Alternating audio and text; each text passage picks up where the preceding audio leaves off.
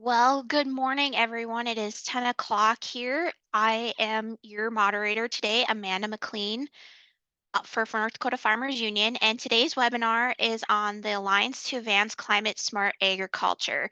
This is the third of a series of 6 webinars that we are hosting.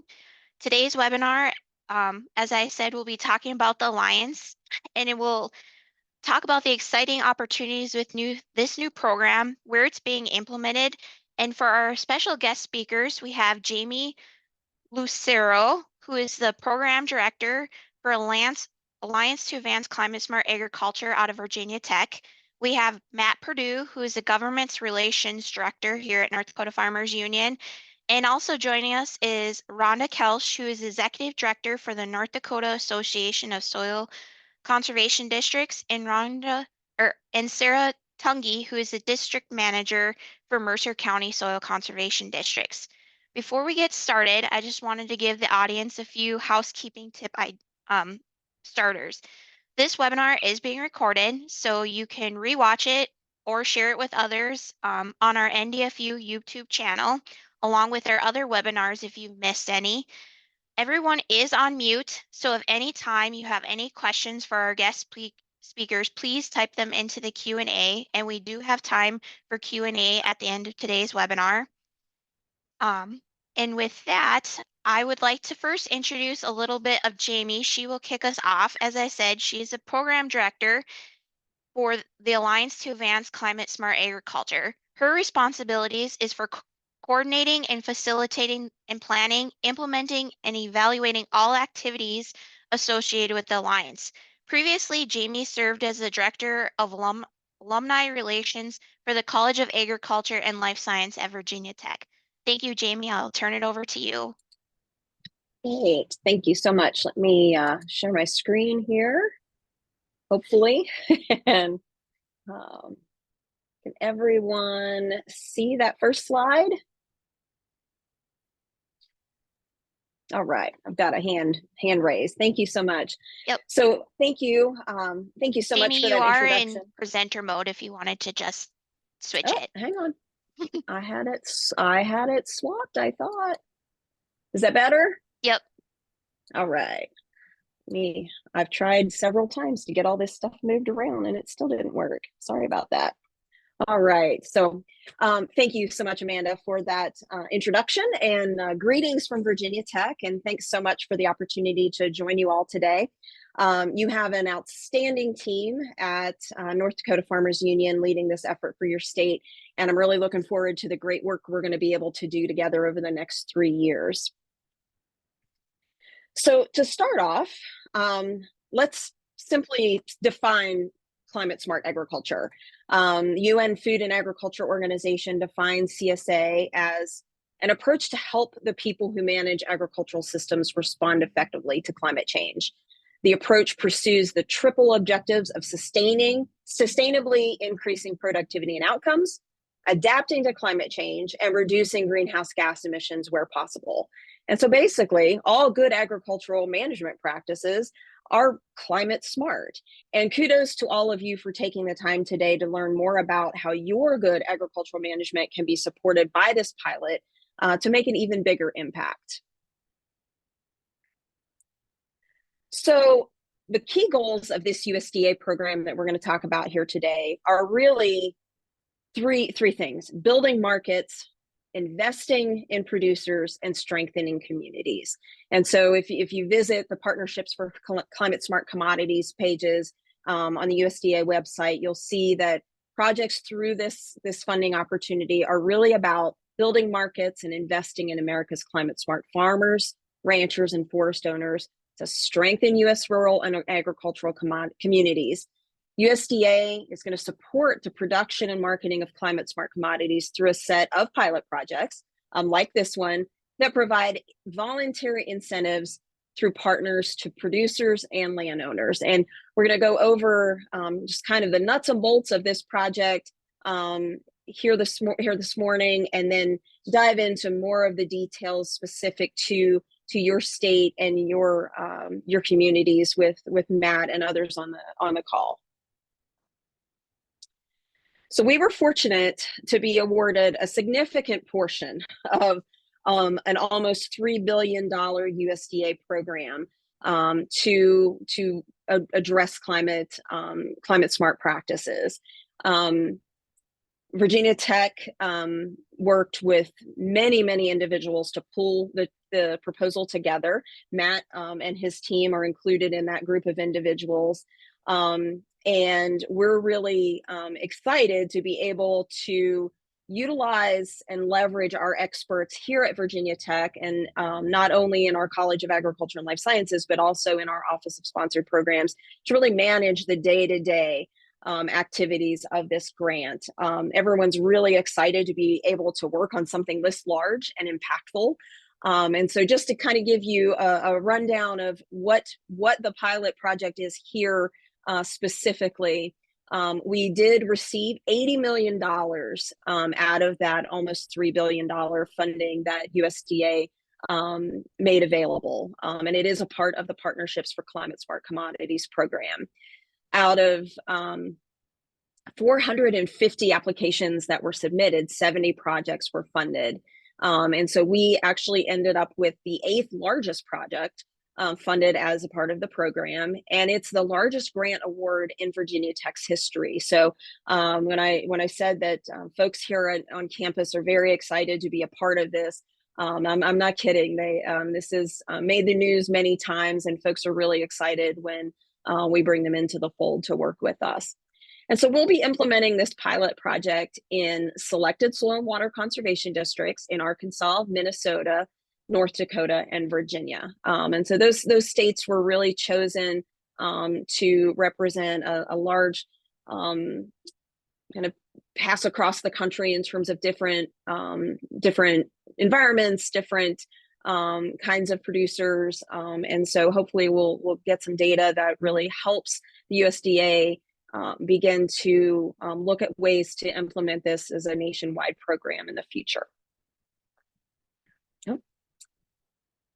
So the framework is really, this is how the proposal kind of came together. So for climate smart ag programs to work, they really must reward all environmental benefits to be economically viable for producers. And they really need to promote sustainable agricultural productivity to achieve a global need for agricultural products. And so this pilot creates a program that works for, or hopes to work for, excuse me, for producers of all sizes and types. So the private sector really lacks a climate smart certificate that addresses supply chain barriers, that works at scale, and leverages public and private investments to avoid penalizing early adopters. And livestock producers are currently not incentivized to adopt practices that reduce methane gas production and deliver other environmental benefits. So in putting this proposal together, they really recognized the last 3 bullets specifically and focused on that in their proposal. So just some high points. How are we going to make this all work? We do have an $80 million budget. Direct payments to farmers out of that $80 million equates to about $56 million. And then the rest is used for project administration and our research. So I'm leading a team here at Virginia Tech of 6 other folks to support our partners, to promote the outcomes of your stewardship, to execute enrollment agreements and payments, to provide overarching technical support, to identify opportunities for markets for the climate smart commodities, and to develop certificates for carbon markets. And our research is that arm includes faculty from the Department of Agricultural and Applied Economics, the School of Animal Sciences, and the Eastern Shore Agricultural Research and Extension Center here in Virginia. So as I said, we'll be implementing these projects in Arkansas, Minnesota, North Dakota, and Virginia. And farmers will be eligible to receive $100 per acre or animal unit, maximum of 160 acres or animal units per FSA farm member for implementing climate smart practices. We will, I'm so sorry, I've been fighting a respiratory thing all week. We will also be providing technical support for implementation and record keeping, and creating a certificate for climate smart commodities and ways to market those commodities. So the eligible practices that align, they all align with NRCS practices that are implemented every day across the country. And you'll have experts in your counties to help you with identifying and applying these to your operations. I'll not go into depth here, but you certainly will have lots of resources to help identify those that will be good for you to implement. So the research agenda, as you can imagine, with 4,000 farms, we're going to create an enormous amount of data. And so that's where our researchers at Virginia Tech come in. And they've already helped us develop the participant selection tool so that we know that we're going to generate meaningful insights, gathering those results so that we hopefully could potentially scale this up to a national program.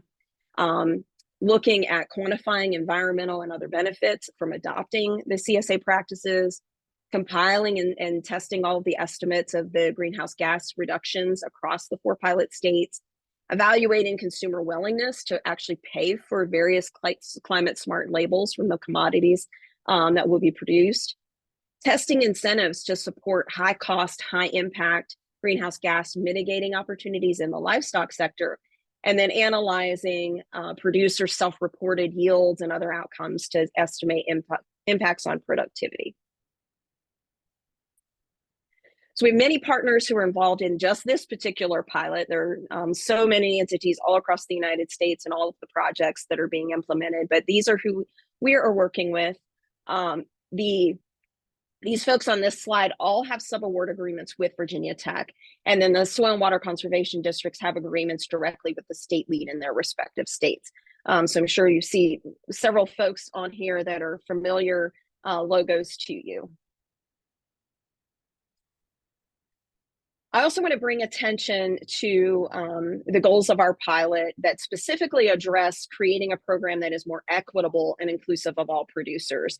So in addition to the partners you saw on the last slide, each state will have an equity partner who will have a sub-award with Virginia Tech and a diversity, equity, and inclusion committee representative who will subcontract with Virginia Tech in exchange for their time in virtual meetings. The National Black Growers Council will be instrumental in sharing their best practices for outreach. We really want to recognize that climate smart programs typically fail to work for underserved producers. And so with all of these partners in place, we're hoping to create a program that really works for producers of all sizes and types. It eliminates some of the administrative burdens that really keep folks from being able to participate in the programs that are currently offered. And so we're hoping to, with easing these administrative burdens and offering minimum payments and equity payments, that we hope to address some of the historic discrimination that folks have seen. We're really tailoring our outreach to support underserved communities and seeing how we can support limited resource producers in using COMET, the carbon management evaluation tool. Again, that's where that technical assistance comes in as well. So 40% of our producers will be from underserved or minority farms, and you can see the definitions of underserved producers, minority producers, and we will have special equity payments available to those who qualify so that they're able to receive a little bit more money up front and benefit even more from the program that we have. As I said, the equity partners and DEI committee members, along with their state implementers and district staff, are really creating robust outreach plans to reach these producers by strategically meeting folks where they are.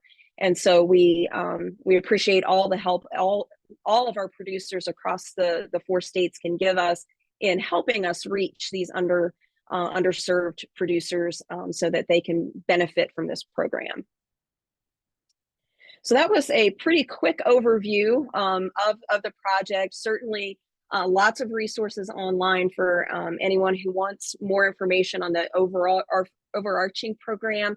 Visit our website, use that QR code to get you there. Sign up for our newsletter as well. That's the fastest way you'll hear of news and announcements when enrollment periods open and that sort of thing. And feel free to reach out to us at any time that you may need assistance. And there are state-specific pages on our website too for you to reach the folks at the North Dakota Farmers Union and others who will be assisting with the program. So hope that gave you a good overview of the Alliance and our goals. And I'll turn it over now to Matt, who will dive into more specifics for implementation in the pilot in North Dakota. Thank you, Jamie. As Matt transitions to that and kind of tells you a little bit more about Farmers Union's involvement in North Dakota, here how the Alliance will be. I want to introduce Matt. He's the Government Relations Director here, as I said, at North Dakota Farmers Union. His role is to lead North Dakota Farmers Union advocacy efforts on state and federal policy issues. He oversees the North Dakota Farmers Union Farm Management Education Program, which is part of this series, and then supports the organization's cooperative transportation and communications team. Matt also oversees the overall implementation of the Alliance to Advance Climate Smart Agriculture here in North Dakota. In addition to all of this, as Matt is busy, he is also engaged in farming with his family near Ray, North Dakota. Thank you, Matt, and I will turn it over to you now. Well, thanks a lot, Amanda, and thanks so much, Jamie, for the great presentation. Really excited to be working with Virginia Tech and all of our partners around the country. And of course, very excited about the partners we have here in North Dakota. Sharing my screen, I think it should be up, hopefully. Yep, if you just want to put in presenter mode. Awesome. So I want to start by talking about the great partnerships that we do have here in North Dakota. As the state pilot lead, North Dakota Farmers Union is really responsible for sort of overseeing implementation around the state. But we have some great partners at the state level, the North Dakota Grain Growers Association, who's been a part of this project since it was first dreamed up, and have been great partners in not only getting the project up and going off the ground, but also in helping us design the application and work through what was a rather lengthy process with USDA. Also want to thank the North Dakota Conservation District Employees Association, Rhonda and Sarah, and all of their support there.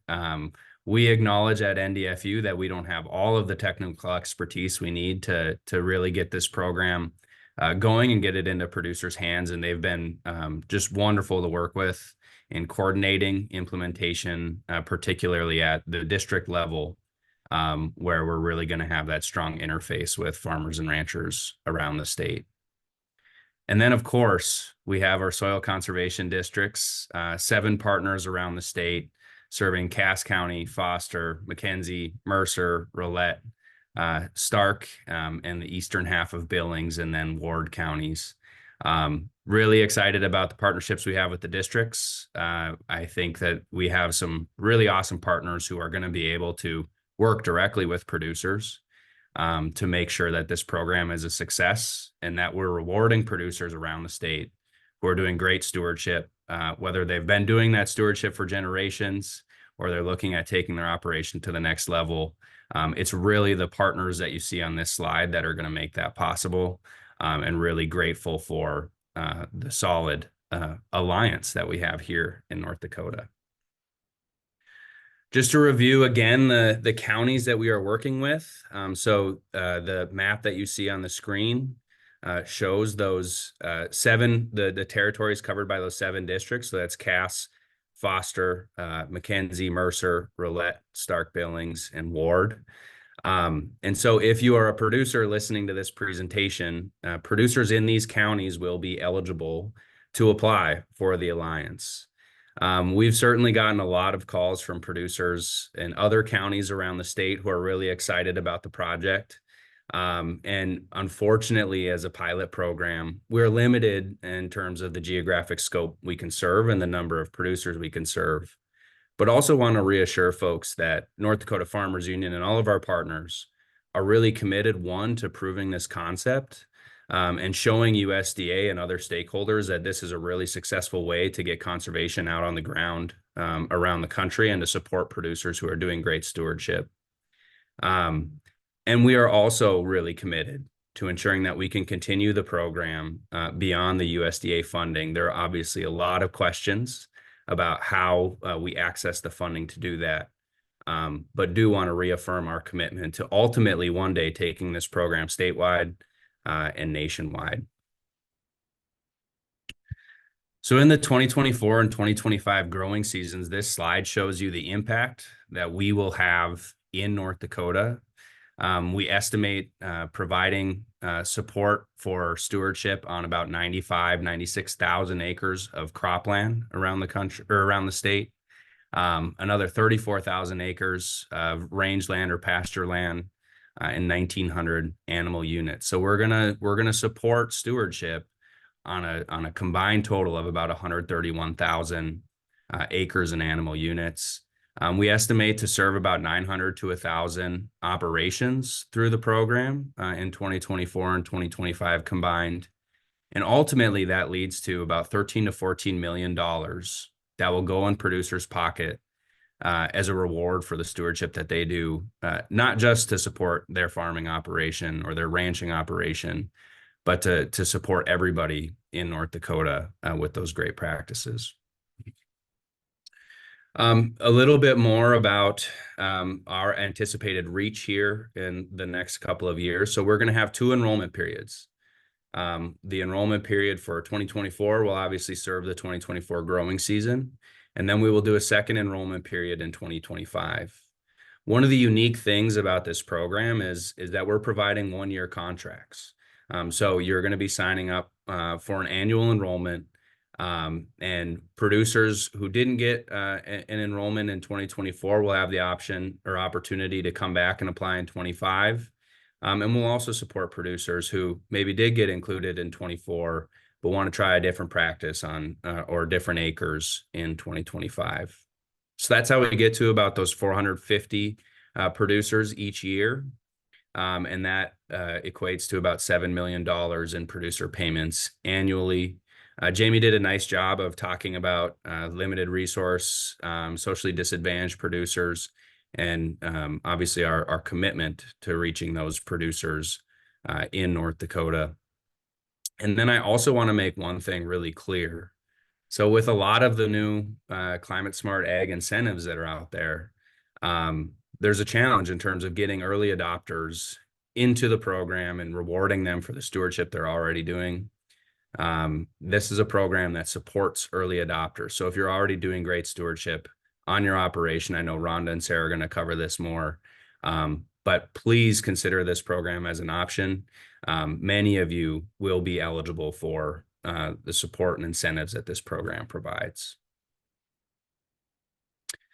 So a lot of people have been really excited about this program. A lot of producers have been reaching out and wondering when they can start to apply.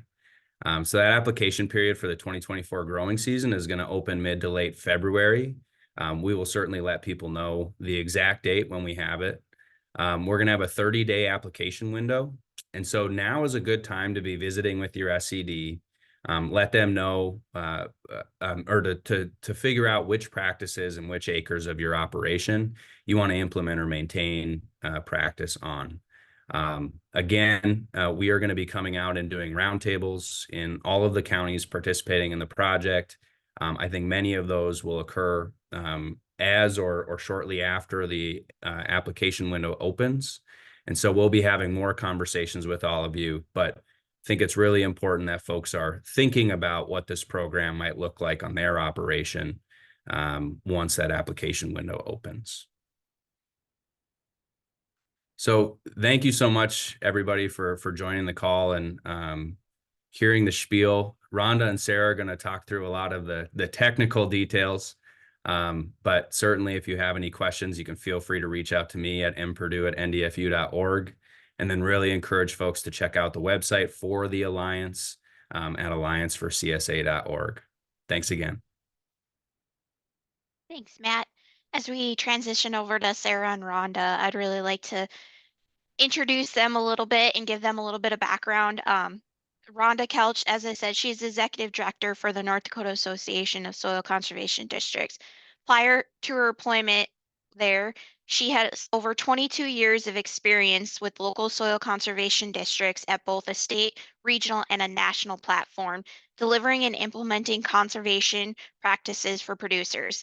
Sarah has been professionally engaged in agriculture and conservation for over 20 years.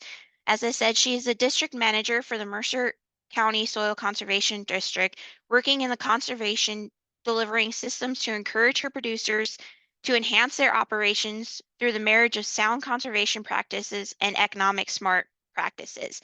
Sarah is also currently serves as the vice president for the National Conservation District Employees Association, helping to help shape conservation policy at the national level. So as you can see, it's a great opportunity to work with these two because they have a lot of experience and they have a lot of local technology and implementation with our partners. So we were so glad to be working with Sarah and Rhonda, and I will turn it over to you guys to talk about what's going to happen at the local level and what producers can expect when they visit with their local soil conservation districts. Perfect. Thank you, Amanda. I appreciate the nice words on how everything is working with us. So I'm going to share my screen here. Hopefully everyone can see that. And we are, so the soil conservation districts are really the local connection for this program. Like Matt and Jamie have said that there's kind of tiers to it, and there's multiple partners engaged, and soil conservation districts seemed like the logical connection to local producers. So you can see here, soil conservation districts, we have various districts across the state who are going to be able to provide technical services. Cass, Foster, McKenzie, Mercer County, Rolette County, Stark and Billings, and Ward are who we're working with. Again, we had to pick districts as the pilot. Unfortunately, it was a difficult conversation to have. There are a lot of districts out there that have producers who are interested that would have been fantastic. But when we come right down to it, we had to narrow it down. So that's where we ended up across the state. So what do conservation districts really provide? They are that local connection. Districts were created as a grassroots, boots on the ground connection to producers within their local area. They were there to create that connection to federal programming, to really figure out what's needed at the ground level. And so that's what they still provide today.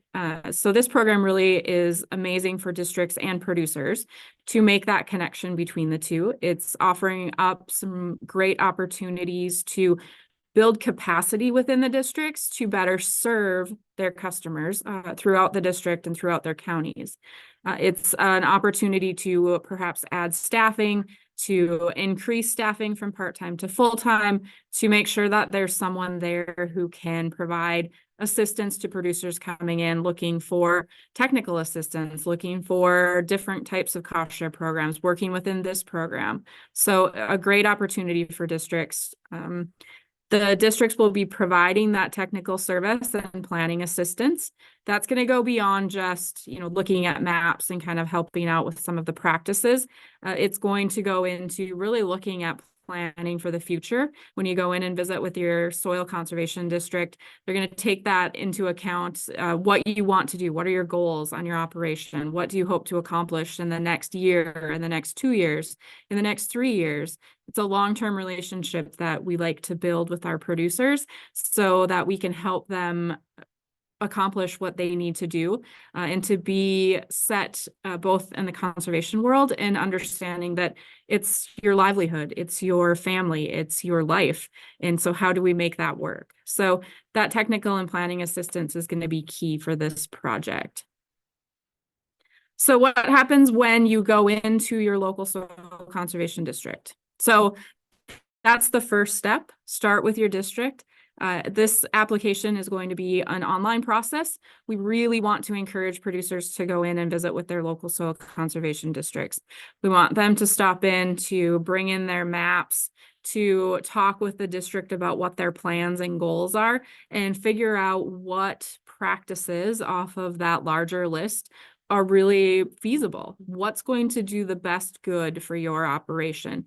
And that starts with a conversation. So that district that will be available to help you complete that application, having checklists to make sure that you have everything that you need, that your T's are crossed and the I's are dotted, and that the application goes through without a hitch. So really starting with a copy of your FSA maps in the area you want to apply in, knowing what your farm and tract numbers are, providing some help with that, helping you sign up. If you are a producer who has not signed up with FSA, we can help, introduce you to the staff across the hall or across the counter in some cases, and help you get started on that process as well. This is not limited to people who are currently in the FSA system. It's open to everyone, but you have to take that step in getting your information into the FSA system. So the districts are going to be available from start to finish to help with that.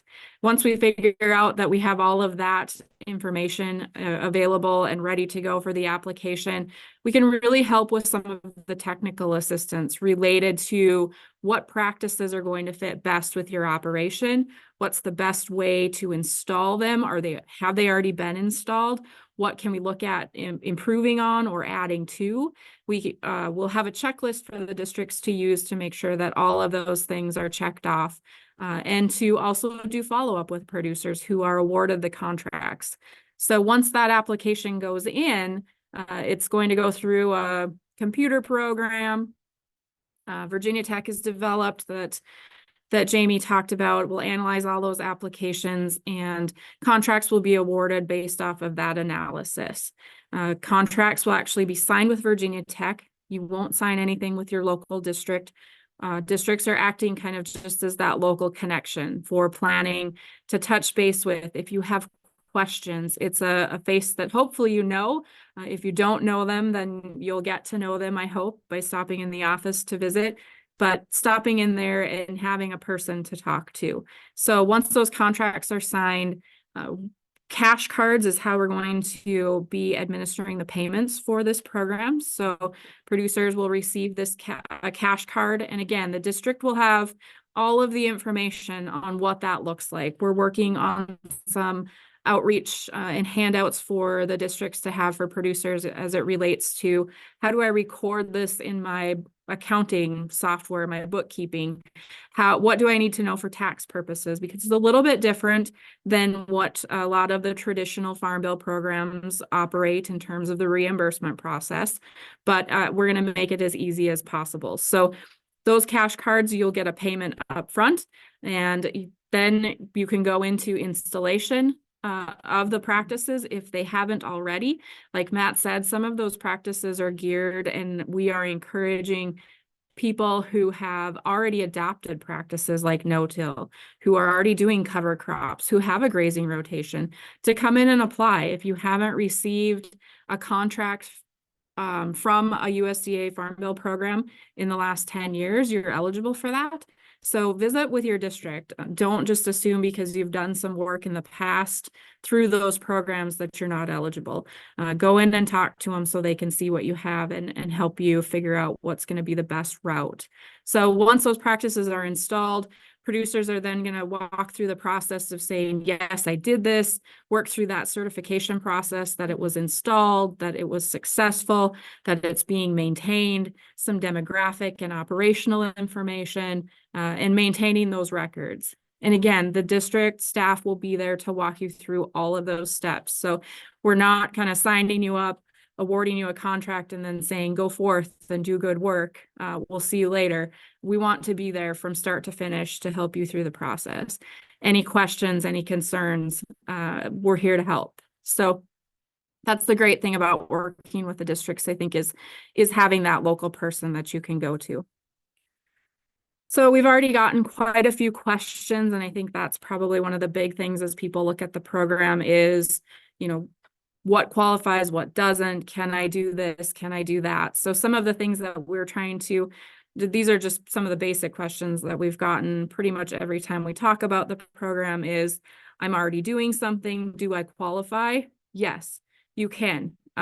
If you have not had been enrolled in another USDA program for the same practice or the same acres in the last 10 years, you can qualify. So stop in and visit with the district to check and talk through those practices.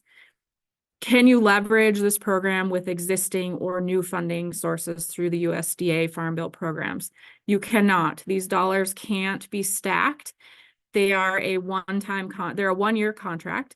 It's over you can apply twice through the 2-year period, but it's a 1-year contract, and you can't use those acres to apply for another contract or another program at the same time. Can you enroll in multiple practices on the same acres for additional payments?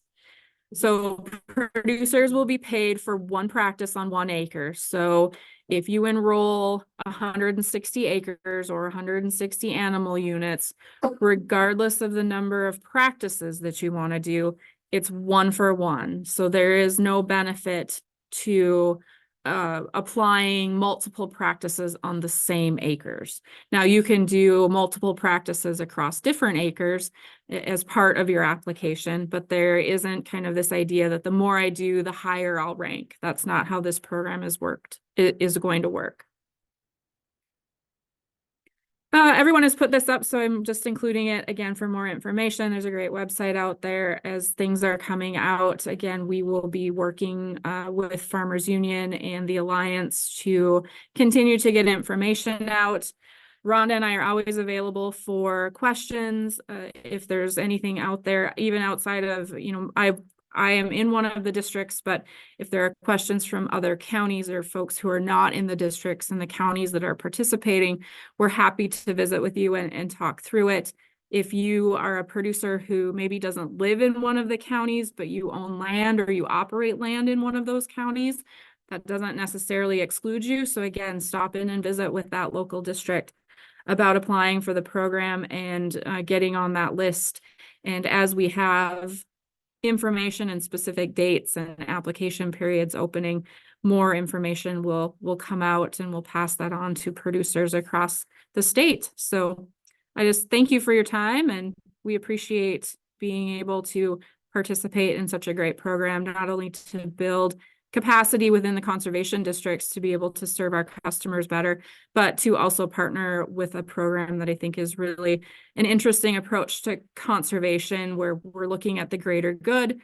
Normally, we're paying people to install practices. This is really something that's paying people to do good work that they're already doing in many cases. So I think it's an interesting perspective for the conservation world to explore. So thanks, Amanda.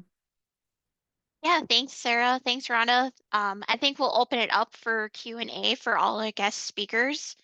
I just want to reiterate, there was a question about, the practices that Jamie had covered. These presentations will be shared with everybody who's on this call.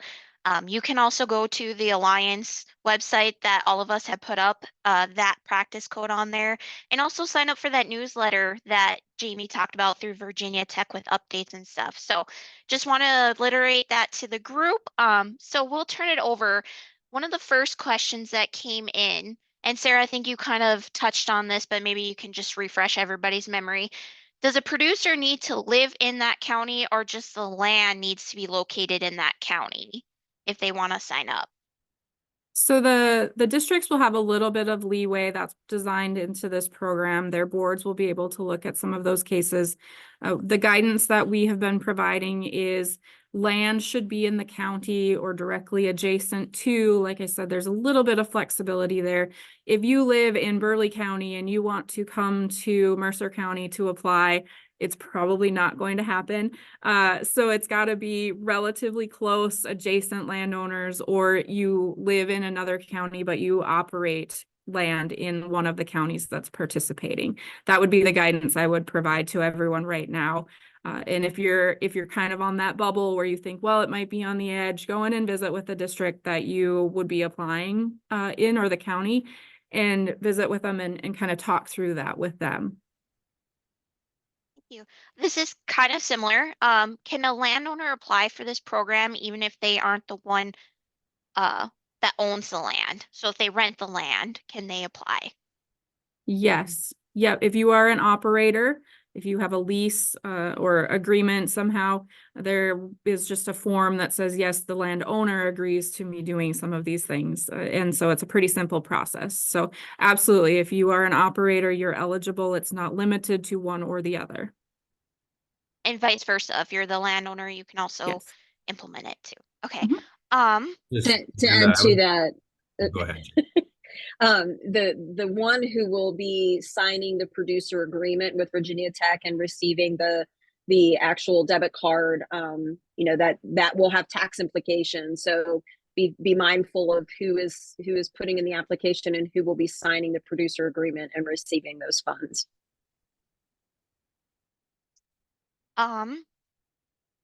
So you guys talked about the maximum acres or animal units enrollments. What is the minimum that a producer can enroll? So I can take that one. So the minimum acres is 3 acres. So any producer with more than 3 acres can enroll in the program. The minimum animal unit number is 7 animal units. And that's what's unique about this project, right, Matt, is that it again covers such a large diversity of farmers, and especially for those beginning farmers, might be a great option for them to enroll in something like this. So Amanda, can I add something about the beginning farmer just real quick? Because that brings up a unique opportunity with this program that's a little bit different than some of the Farm Bill programs. So as a beginning farmer, as an operator who is taking on a new lease or new land, you're eligible for this. There is no grace period or waiting period. You can come in and apply for this program in particular. So I know with some of the Farm Bill programs, there is that kind of waiting period. You have to have been in control of something for X amount of time for some of them. So that is not true with this. So if you are a new producer who is just acquired 160 acres and you want to try cover crops on it, go and visit with your local district.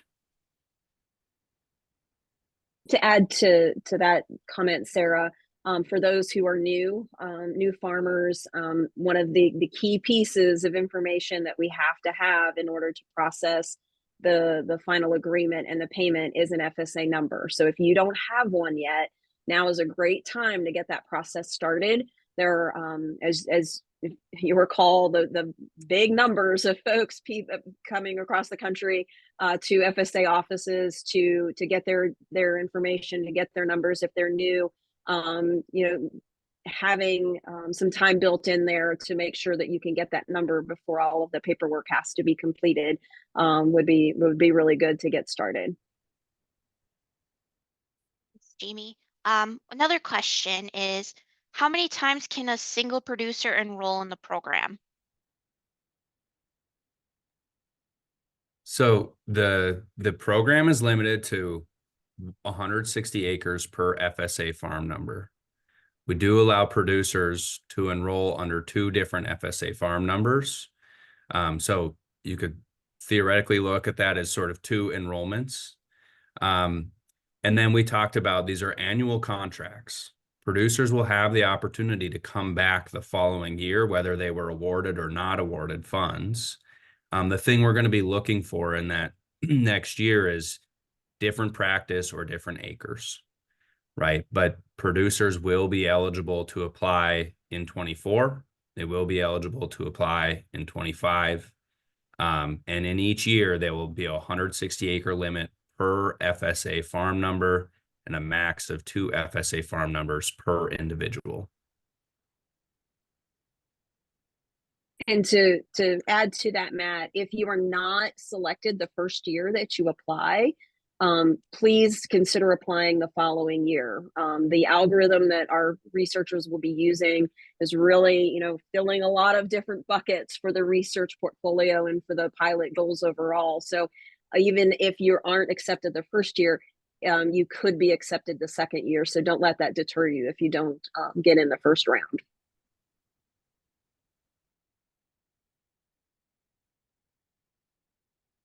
Well, thanks.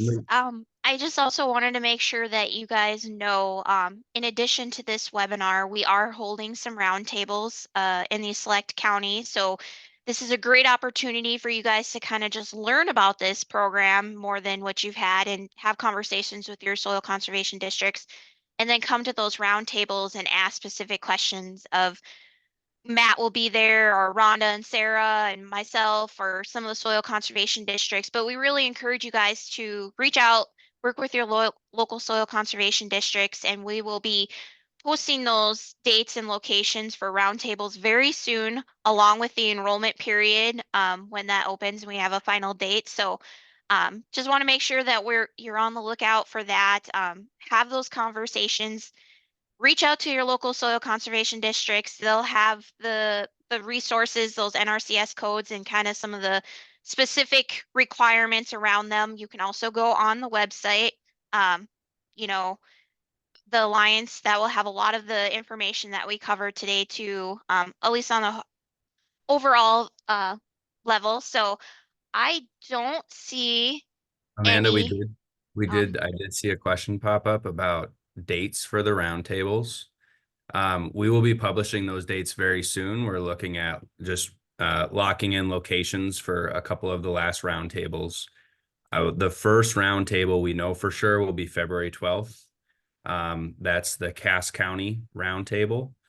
So more information will be coming out on that very soon.